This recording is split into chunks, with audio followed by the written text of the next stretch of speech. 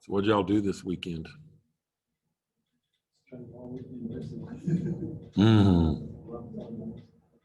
Lots of things to get done for midterms. Yeah.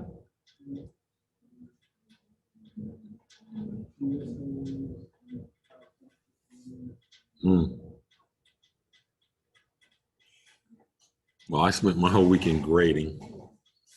So I had final grades due in 2 classes, and I had midterm grades due in 2 classes. So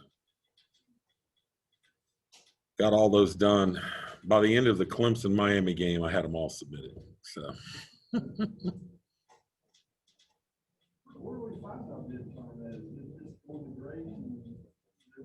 See and Connect will have it. See and Connect will have it. They were due, technically were due by the end of business on Friday, but I didn't get yours submitted until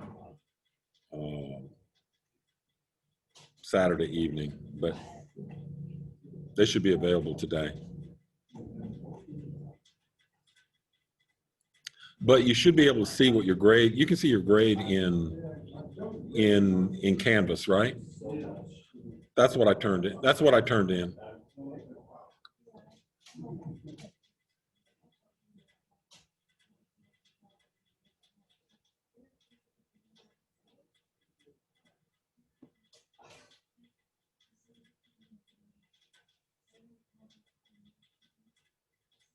And we'll be fine. There are plenty of projects left and such. If you feel like you're struggling in here, you got plenty of chances to recover yet. So we'll get there.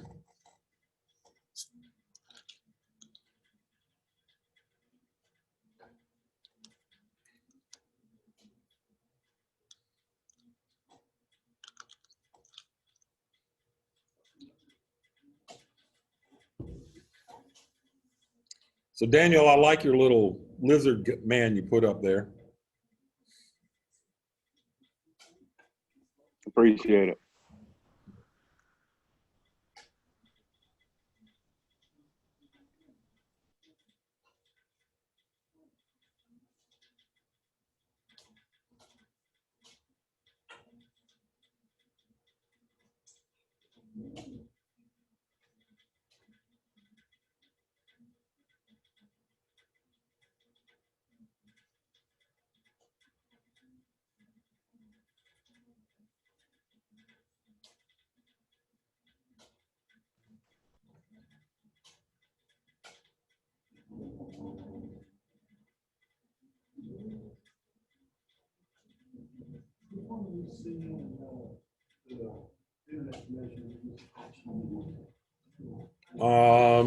I think it's, let me see.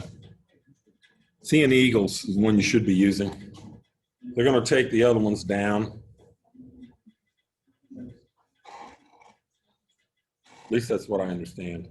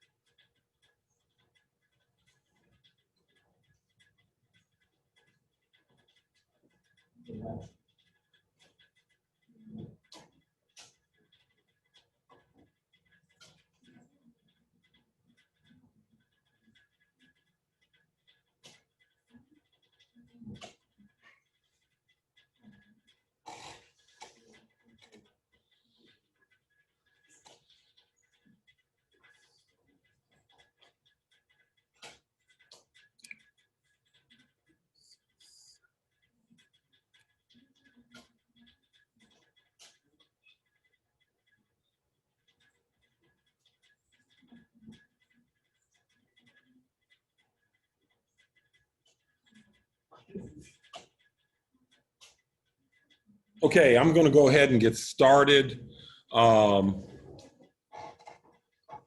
This is the Monday session. Those of you online, and you're not sick, I do expect you back in class on Friday. I have to apologize. The last couple weeks, I think it's been going on longer than I thought, and I probably came back to work too early on Friday. And I am feeling much better today. I think I was still pretty foggy headed on Friday.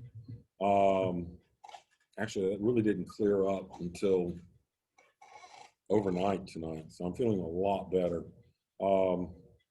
So I really want to kind of back up just a tad, and let's start talking about where we're going over the next 4 weeks of this semester. And the last 4 weeks of the semester will be a slightly different approach. But this 4 weeks, we are really talking about taking really big tasks that will be given and breaking them down into small parts. Now, there are a couple different issues like that. So you've been given the project management lists and being able to work out scheduling and those types of things. That's taking a really complex problem and breaking it down into a series of simple steps so that you can make it understandable, make it manageable. And that's ultimately what I want you to be able to do. But we're also going to move into the next realm of where we're going to develop flowcharts. We're going to develop work instructions for a task. And those are all certain types of functions that a manager in various parts of the operations business. So even if you're in human resources, you have an operations portion of that department, and you will write instructions, procedures for how things are to be done. And so you need to be able to do that. Guys online, if you're not up with your video, you need to turn it on. I need to be able to see who you are, that you're in class. So I'm going to pin this, make it a little bit easier.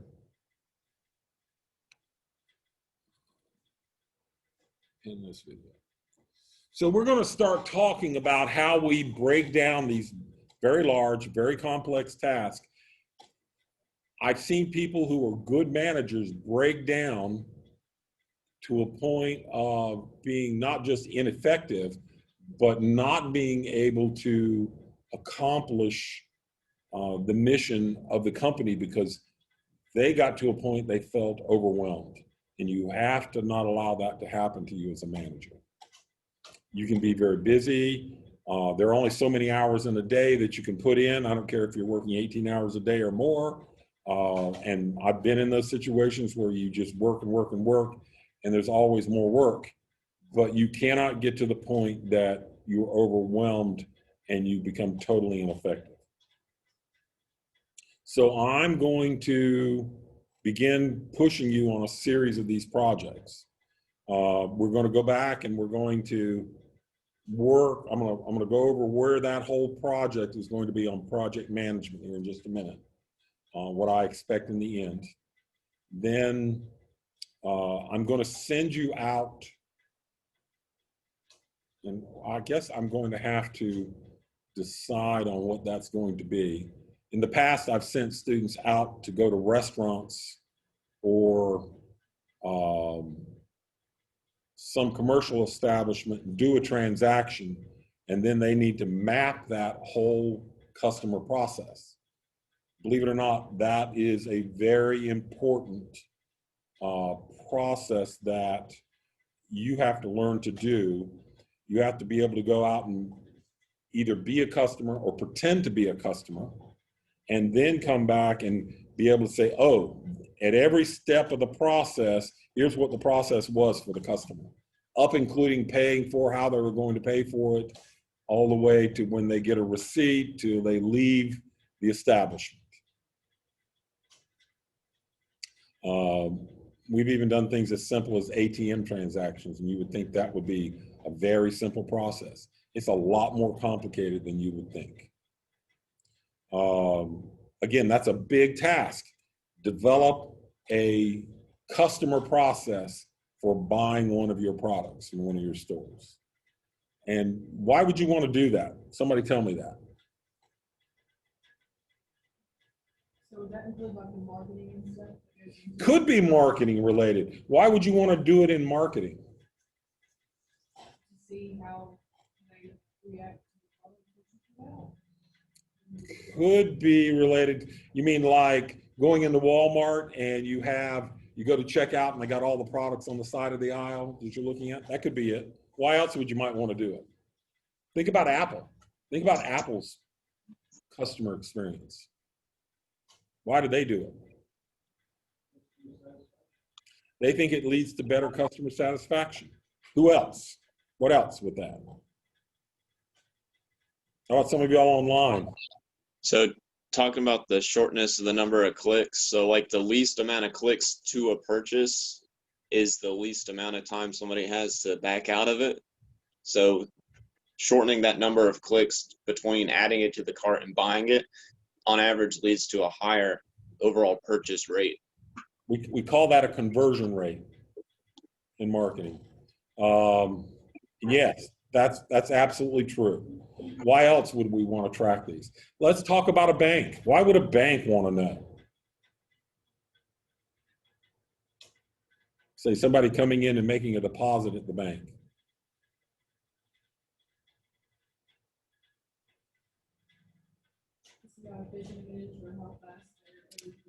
Could be the efficiency. If I have to serve 50 people an hour, can I shorten that process so that I need fewer tellers?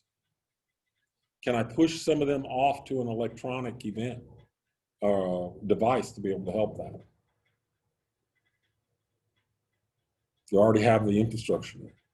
So being able to do an analysis of the customer's experience with your company is really important. And so typically what I have you do is, how many of you go to fast food?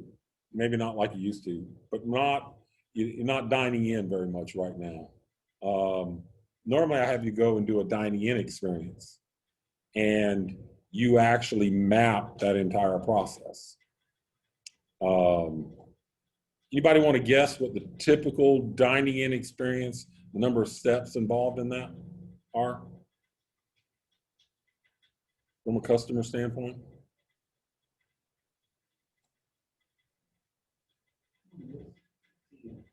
You think 10? Who else? How many decisions do you think you make when you go in and do a dining in experience? Can be a lot. What would some of those experiences be? Say, okay, start with that. Yeah, where you're going to sit, okay? You got the menu you're going to choose from, yes? You got parking. How are you going to get to the restaurant? Okay, what else? Choosing what you're going to say or ask your waiter or waitress. Right. How about who you're going with? Okay, so when you choose who you're going with, you determine what type of experience you're expecting. You change that, all right? And then you go in and if it's a sit-down restaurant, you go in, they seat you, they give you the menus, you choose what food you're going to get, your drinks that you're going to get. You think that all seems very simple.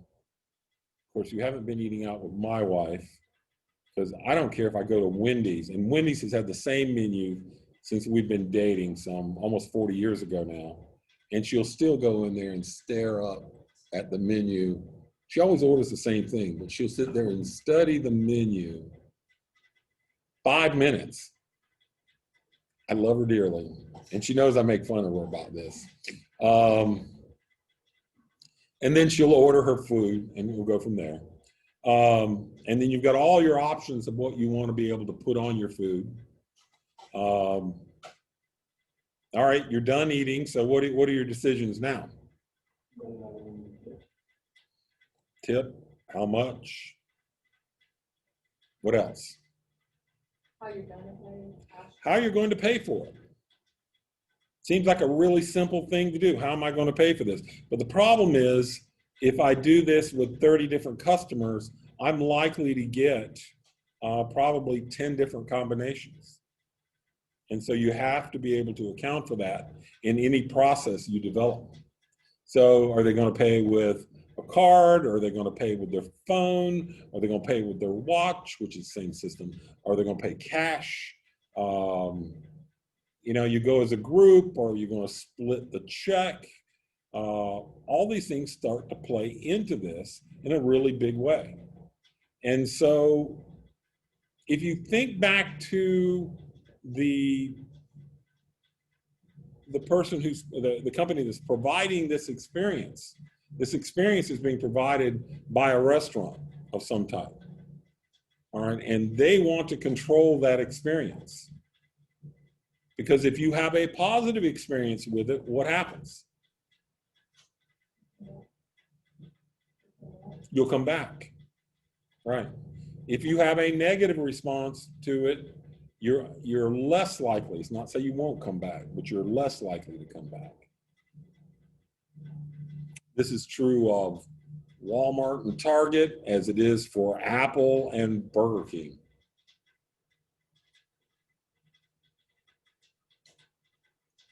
So this idea of taking what looks to be at first a very simple task will blow up, and you'll find you'll have 80 to 150 steps in the process. And we will learn to develop standardized flowcharts. You will develop those. You'll use the draw.io to do these when we get to that assignment.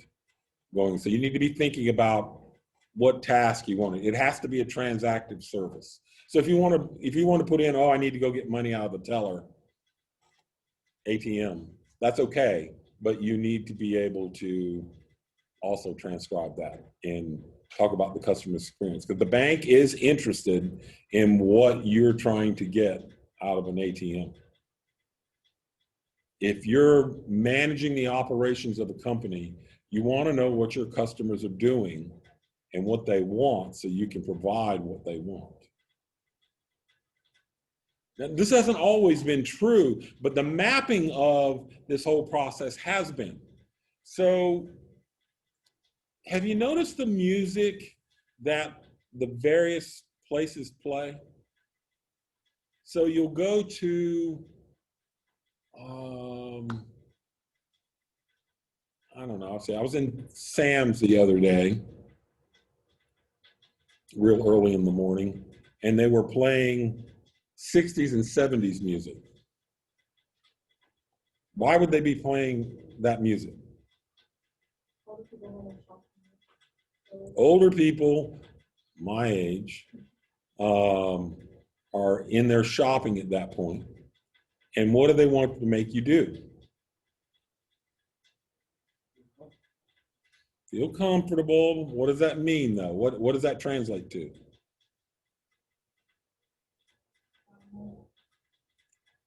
Kind of. You're going to be happier. Come on. Are you in a hurry to leave? Yeah, you're not going to stay there very long. Right. So if you're playing the music that you enjoy listening to, or remember the words, and you get distracted by what you're doing, so you're going to be walking around the store and you're willing to go down an aisle that you might not do because you're enjoying the music. And I know Walmart has done this within its stores. And if they can get you to stay an extra 5 minutes or 10 minutes, they actually have that translated into how many extra dollars the company makes because of that. They've mapped out the process. When fast food places were being overwhelmed, they would have customers standing out the door to get into it. The music they would put on was just the opposite. They didn't want you. Wanted you get in, buy your food, sit down and eat it, and then leave. Sounds reasonable. But they wanted you to do it more quickly than you just sitting there talking to your buddies. So they would play loud music and very fast-paced music to make you eat faster.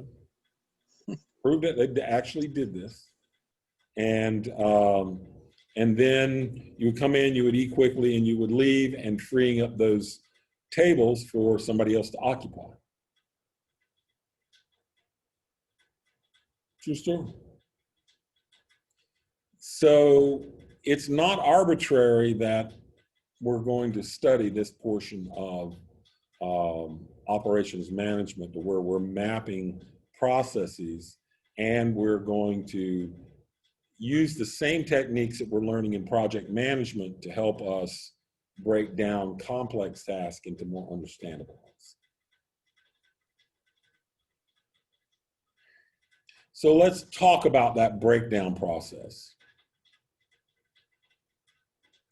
So let's think about the project management portion of this. And we were talking about building a house. We all can kind of come up with some ideas about what elements of that might be. And that's a very important first step. You actually make a list of the processes that you know are going to occur. If you do that, that actually helps you get ready for the event. In other words, that you're prepping for the process you're expecting. But you have to prep in such a way as not to bias yourself that this is what I'm seeing.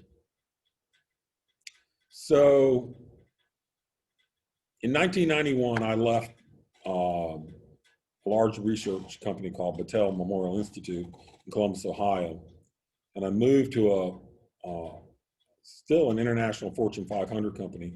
They were down here in Bristol, Virginia, and Sandvik Rock Tools, and I became their R&D manager for their chemical division. My boss comes in and says, here's the first thing I want you to do. I want you to map our entire process. And I go, great. Do you have any processes and procedures? We have a few, but we want to get more, so we're better at this. And so I said, okay, well, why don't you explain to me what you understand the process to be? And he gave me a 10,000-foot view of it. And then I went and talked to the operations manager and the purchasing manager, and then eventually the floor supervisor managers. And I went to the actual workers and have them break down the process for me, teach me what they were doing. And I found that most people were very willing to talk to you. Not all. Some are very suspicious, thinking you're going to take away their job, but it's not. And I think the most important thing I learned from that whole exercise was that no one, not one person in that company actually understood how we made products. Not one person. The vice president that ran the division didn't understand it. The operations manager should absolutely understand his processes. Had wrong ideas about it. He did not understand the process. Same thing with floor supervisors. Every employee on the floor, though, understood their jobs extremely well.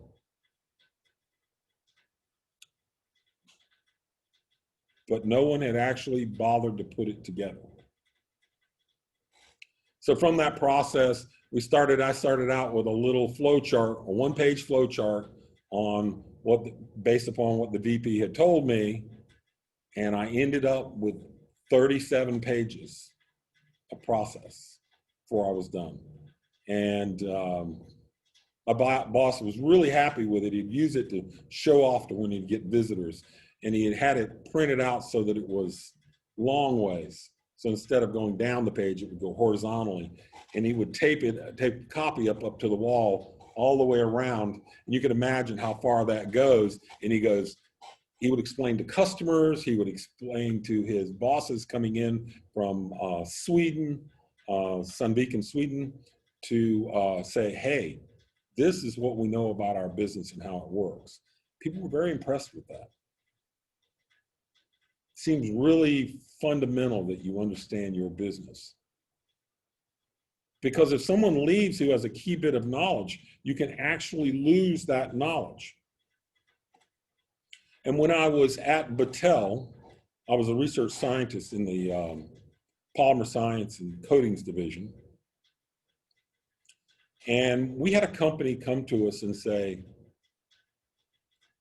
the original founder of the company died. There's been a falling out between the operations manager and the son who took over the business. They had been trying for 3 months. They were a paint company in Xenia, Ohio, and they have not been able to produce a single gallon of product in those 3 months. Not one. Can you help us? Well, yeah, so it was so bad that the operations manager wouldn't talk to the new president of the company. They basically hated each other's guts at that point. So we agreed to pay him X number of dollars if he would show us how he did his process, and we would map that and give it to them. And so we ended up paying him about $50,000, which we obviously charged the customer for, but neither one felt like they were paying it to the other person. So, okay, people can be very childish. And so we went into the plant, and you would think paint plants, or their chemical plant, are very sophisticated places. They usually are. But this guy had been making paint for about 35 years, 40 years. And I said, okay, how do you know when a batch is ready? And he goes, oh, that's really easy. He walked over, opened up the cover of the mixing vat, put his finger down in the paint, pulled it up, looked at it and goes, yep, it's ready. And one, I was floored by that. And then we immediately started getting devices in there to figure out what was ready and what wasn't, so we could map it to build quality control into the system. If you have a key player leave the organization and you haven't mapped your processes, you can lose critical data, which could actually affect your ability to be profitable. So in this case, they spent about $300,000 with my company to get us to do what we're talking about doing. And they had lost a little over $4 million in sales in that time frame. And then within 30 days, we had them back up and operating in this new system, because we had to buy new equipment and then we had to train all their people on the new equipment. A fundamental process. And if you know how things are being done, then you have a confidence that you can keep it going. The previous president could have probably have run the company without this other guy. Not true of the new one. So knowing your processes are important. And we're gonna stress that over the next few weeks. In both cases, both at Sandvik when I was there, and at this other company, I helped them get their ISO 9000 certifications. And you have to have your entire process fully mapped in order to get an ISO 9000 certification in that process. It's one of the requirements. You want to be able to keep the business running no matter who is operating what piece of equipment. It also keeps you out of legal trouble if you're doing hiring. If you have a standardized process on hiring, you say, this is our process, and you follow that process to the letter, that keeps you from being individually liable. It might make the company liable, but not you personally, because you were following that process. So this whole idea of taking really big tasks and converting them to something more manageable and reporting out on that is absolutely critical. And so we're going to do a series of projects on this very thing. I want you to be thinking about your, what transaction you want to do. I mean, I don't care if you're going to fill up your car with gas, going to an ATM, if you're going to, can you sit at a restaurant in Jeff City now? You can. If you're going out with friends to do that, map that process. And we'll go over that in great detail because you really need to put some thought into it. We're going to cover flow charting. There are standardized symbols, and I will provide those symbols to you so that you can use those in draw.io to produce your charts. You will have multiple pages on this. We will cover that, how to do that appropriately. Any questions about this?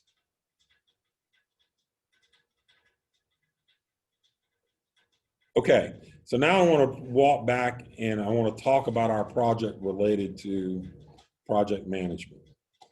I've introduced probably a fair number of new concepts to you about what can be done in Excel other than just putting numbers in a square, in a cell. You can use it to represent different things.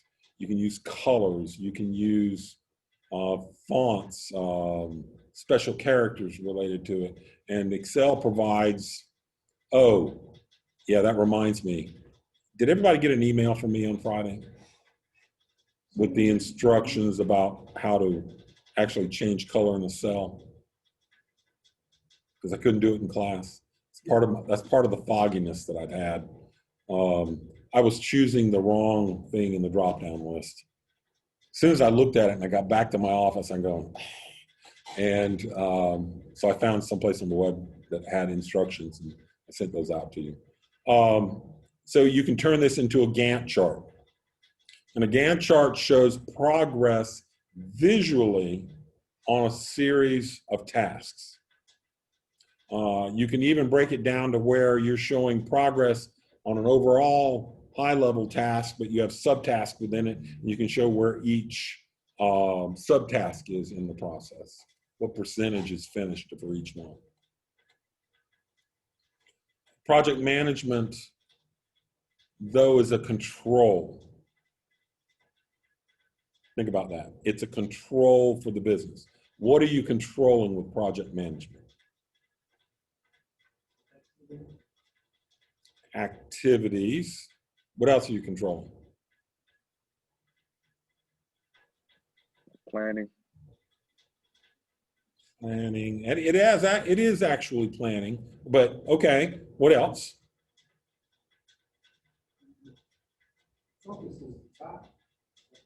You're controlling time, you know, that you're trying to hit planned dates. I think that's what both of you were getting to on that. But what are the real things you're managing? Why would you want to control a project?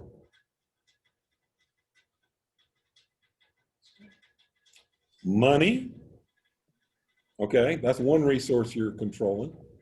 A better managed project is probably going to come in on budget. All right, what else are you managing? Efficiency. Efficiency. Explain that more for me. So being able to completely map your processes and your design makes you be able to be the most efficient and maximizes your efficiency. Just like if you don't map it at all, you don't know how efficient you're going to be. You're not going to be able to be more efficient. So what by mapping and all, what do you minimize if you're super efficient? Losses. Time of what?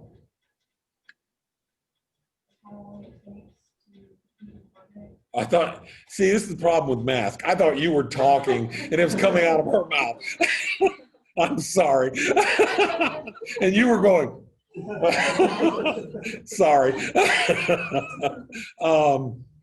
You're mapping. The other resource that you have is your employee time.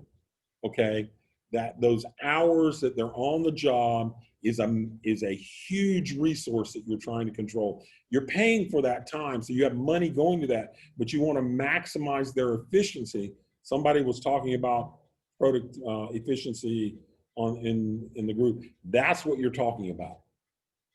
How do I put the fewest number of man hours into a task and get it done in a reasonable period of time? What other types of things are you managing in project management? So we talked about managing money. We're managing time. What else are we managing? Your workers? Yeah, but I think time is I include time in the workers. But you're right, workers, you're managing your workers. And believe it or not, you can be a project manager and not have a single person working for you. I would say priorities of work. You get to set priorities, okay? What else are you managing? Could be raw materials. What else? You're managing, and that's an asset, okay? Raw materials are an asset that you would have. And so you're managing assets within the business. So let's imagine that you're a construction company and you've got 5 days to grade a property, including weather delays. Okay, so if you're grading a property, what else are you managing besides the 1, 2, or 3 guys you're going to have on site working on that? Major asset. Whatever grader you're using. They're not cheap. You can pay well over 6 figures for one of those pieces of equipment. So you don't want that sitting idle, nobody using it. You want it to be used as much as possible so you can get a faster return on investment, ROI, on that piece of equipment. As a project manager, you manage major assets of the organization. If you're a production manager, a major asset would be one of your production lines that you have going on. If you're in HR, you may not have a giant, except maybe you might have computer systems that would be substantial assets. But beyond that, you may not have anything else. It really depends upon the type of business, how big those assets are that you have to manage. But there's always money involved. There's almost always worker time involved and management of some types of assets in the process. And if I told you I need to build a $500,000 house, and I said, how much greater time would I need? And if I just went up and asked you that, you go, I don't know. And that would be the right answer because one, you haven't looked at any of the plans for the house. You don't know where it's going to be built. And you've got to get all those things together so you can determine that and you can break it down. And you get people who are experts on using those assets or maximizing the efficiency of those assets to tell you how long it's going to take. So as the general contractor, I'm going to go and ask my plumber to tell me how long it's going to take him to plumb the house or to plumb the bathroom or to plumb the kitchen. I'm going to ask the electrician how long is it going to take him to do each one of those tasks.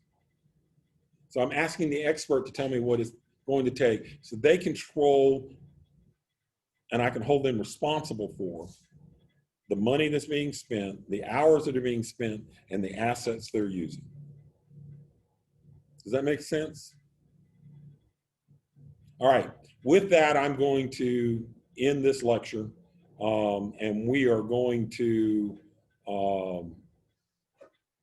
pick up on Wednesday. And I'm going to send you a master list of project tasks, and we're going to start building this, the way this spreadsheet is going to look. Okay, this Gantt chart. Any questions? Guys, it's good to feel like I'm back in the groove again. And thank you for your patience. I know the class has felt slow with my absence and such, but I greatly appreciate your patience. And I think we're back on track now going forward. I hope you have a great day. See you on Wednesday, guys. Bye-bye.